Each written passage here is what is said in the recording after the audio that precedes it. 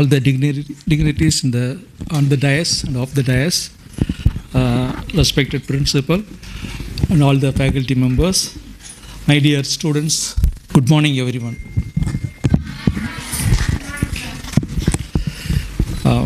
Principal sir சொன்னார் corporation ஸ்கூலில் படித்தேன்னு சொல்லி. நான் வந்து அதுக்கு ஒரு ஸ்டெப்பு கம்மி, government school in A village. Okay okay remote வில்லேஜில் இருக்க கவர்மெண்ட் ஸ்கூலில் படித்தேன். எங்கள் ஸ்கூலில் நாங்கள் படிக்கிறப்ப ஹையஸ்ட்டு கிளாஸ் வந்து எஸ்எல்சி. அப்போ ப்ளஸ் டூலாம் கிடையாது, எஸ்எல்சி. அப்போ வந்து அந்த எஸ்எல்சிலேயே 12 பேர் தான் அந்த ஸ்கூலில். Entire school strength less than 100. அதில் நிறைய அனுபவங்கள் கிடைச்சிது அந்த ஸ்கூலில். அது வந்து இப்போ எங்கள் கிளாஸ்மேட் ஹையர் ஸ்டடீஸில் வரும்போது அவங்ககிட்ட இல்லாததெல்லாம் நம்மக்கிட்ட இருந்துச்சு. நிறைய அனுபவங்கள் கிடைச்சிது. ஒரு I don't want take just few minutes, ஒரு 5 மினிட்ஸில் முடிச்சிடறேன். இன்னும் நிறைய பேர் பேச வேண்டியிருக்கு. நம்ம வீட்டில் பேத்தி காலையில் ஏதாவது ஒர்க் சொல்லுவாங்க. எங்கள் டாக்டர் வந்து பேத்திட்டு இந்த மாதிரி இந்த கருவேப்பிலை வாங்கிட்டு வா பக்கத்து கடையில் போய்.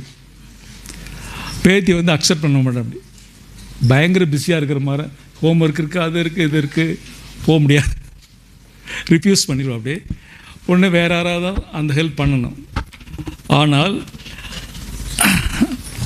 இதே பேத்தியை வந்து அந்த பக்கம் அந்த ஸ்ட்ரீட் நடந்து போயிட்டுருக்கும்போது 4வது வீட்டில் ஒரு பாட்டி ஒரு வேலை கொடுக்குறாங்க.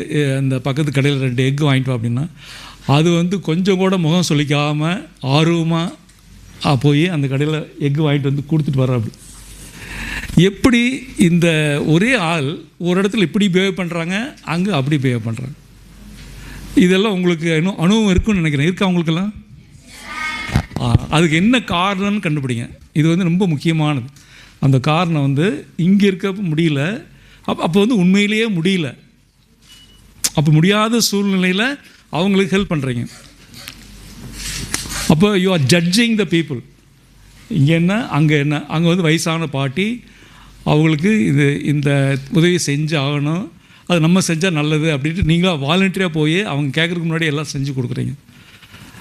ஓகே, இது எப்படி உங்களை மாற்றுது அப்படின்னா, தட் இஸ் எம்பத்தி. பிறக்கிறப்ப எம்பத்தி நிறையா இருக்குது. அப்புறம் நிறைய அடிபட்டு வாழ்க்கையில் அடிபட்டு பெரிய ஆள் ஆக ஆக எம்பத்தி குறைஞ்சி டிக்ளைன் ஆகி ரொம்ப கம்மியாகிடும். குழந்தைகளுக்கு நிறையா இருக்குது,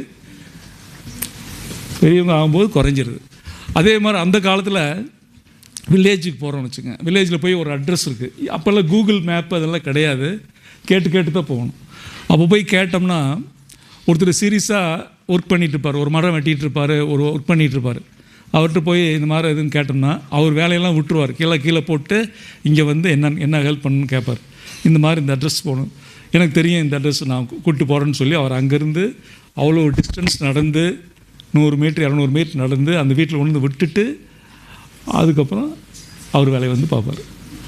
அப்போ அவ்வளோ டைம் எடுத்து அவர் அந்த ஹெல்ப் பண்ணுறாரு.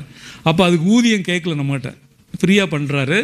அதனால் அவர் வந்து சோர்வடையில் செழிப்படைகிறாரு, நல்ல உணர்ச்சி வசமாக ஹாப்பியாக அந்த வேலையை செய்கிறாரு.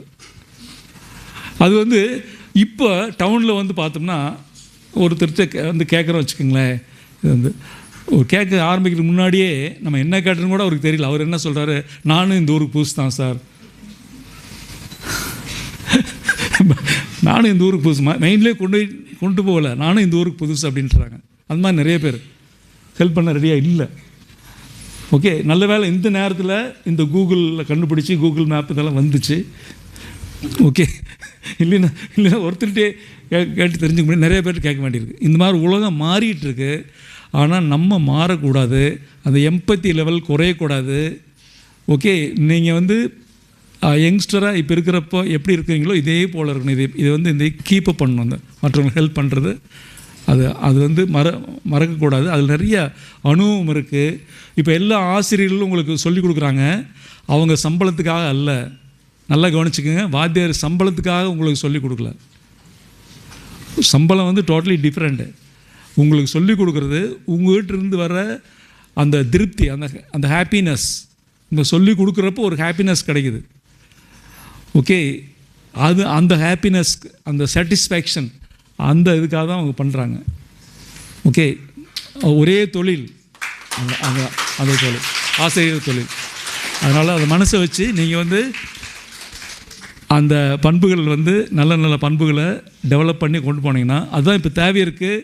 இப்போ ஆர்டிஃபிஷியல் இன்டெலிஜென்ஸ் இதெல்லாம் ஜீரோ பண்ணி வேறு டைரெக்ஷனில் போயிட்டுருக்கு. நீங்கள் ஒரிஜினல் பண்புகளோடு இருந்தீங்கன்னா நீங்கள் தான் நம்பர் 1 இந்த வேர்ல்டில். By this small image, small information, I leave this place with I wish this program every success.